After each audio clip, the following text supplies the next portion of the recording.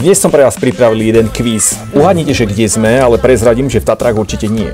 Tatry to teda nie sú a na to, aby ste to uhádli, vás niekam berieme.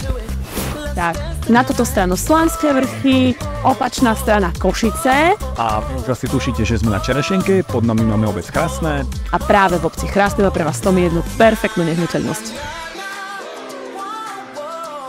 Útulnosť bývania robia presne takéto detaily. Bože, ináč takú mala aj moja babka. Krásne, to je Tomi. Áno, nový majiteľ už má všetko postarané, má tu 110 m2, 5,5 ára, automatická závlaha, dvojgaráž, no jednoducho by som mohol menovať. Všetky super komfortné veci a k tomu ešte naozaj aj ikonické zariadenie. Bomba.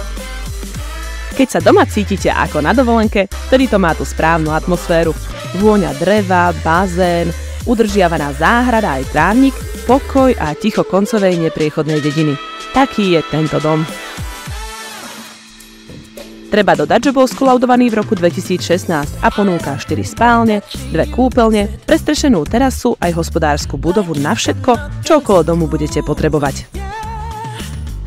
Ďakujem, že ste dopozerali video až do konca a ak aj vy chcete mať takúto prezentáciu svojej nehnuteľnosti, tak Kontaktujte Tomiho, lebo ako Tomi vraví, on nepredáva, ale predá.